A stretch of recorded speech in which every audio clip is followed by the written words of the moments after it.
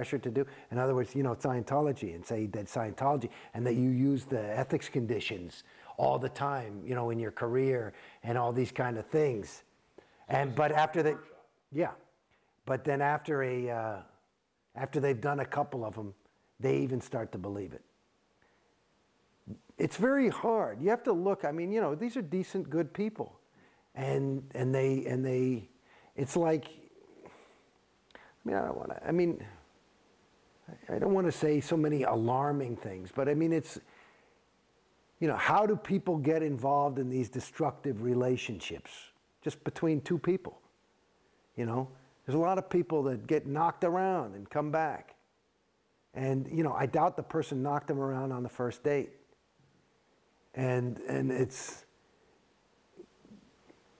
it's sad, and just looking at those celebrities, you sell a little piece of your soul when you tell that lie, but you've got it all justified that well, it's good people and it's for the church, and I'm helping the group, and and you got it thing. But I'm telling you, that you're full of it a little bit, and that if you really look at it, it's okay. And like in any other universe, if that came up in session, it would be an overt. But not there, because you're doing it. Because they've got the whole thing, this whole hard sell and all this thing. And what they, do to recruit. Shit, actors is one thing. What about the little children they get into the Sea Organization? Billionaire contracts, Yeah, what's your reaction to the Sea Org and the way that Sea Org members are treated as opposed to the celebrity clientele? Are you aware of some of the things that happen to Sea Org members? Well, I've heard things, and they seem quite plausible. I have never seen anybody been abused. I've seen people kind of screamed at.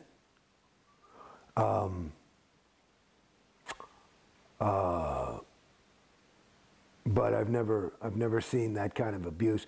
To me, it's, let's say, you hear my story, and I got out and I've got some sad tales, and maybe I got ripped off for a good chunk of money and this, that, and the other thing. If you look at that as compared to somebody who joins the Sea Org, it's not even comparable.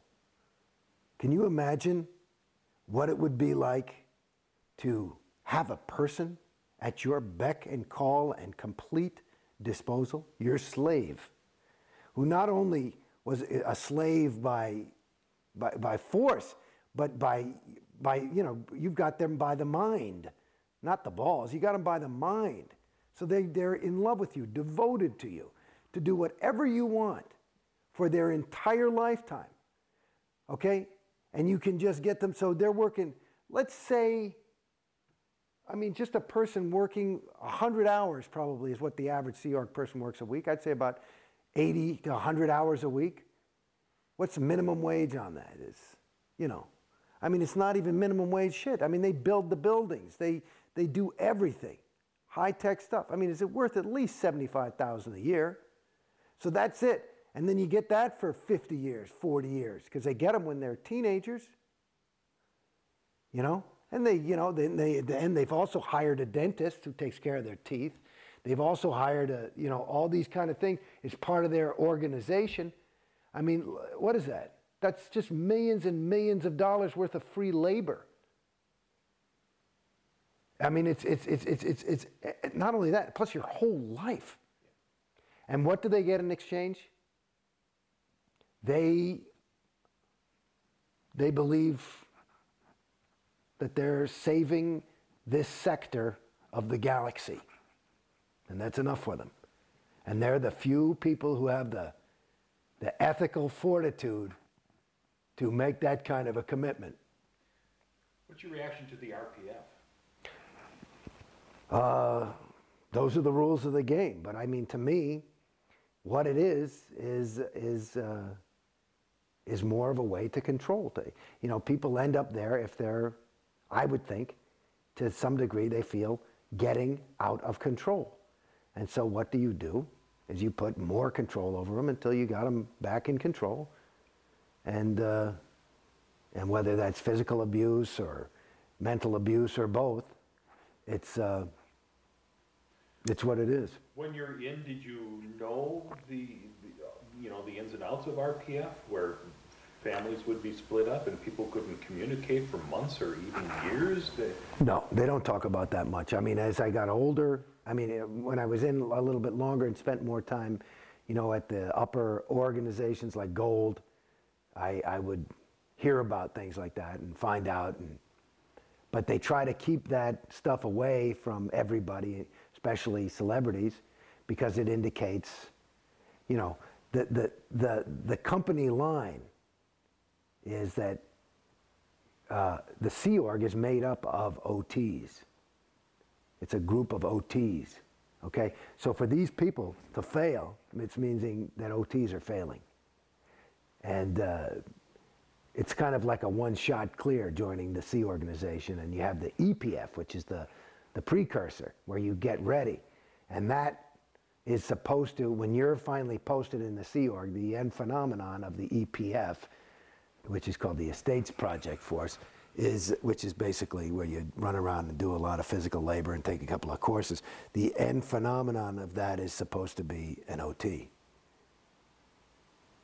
And which is interesting to me. I've many times blown my stack when I had to get in touch with somebody at Flag. I had to call the president, and of course they've got a new person answering the telephone at Flag.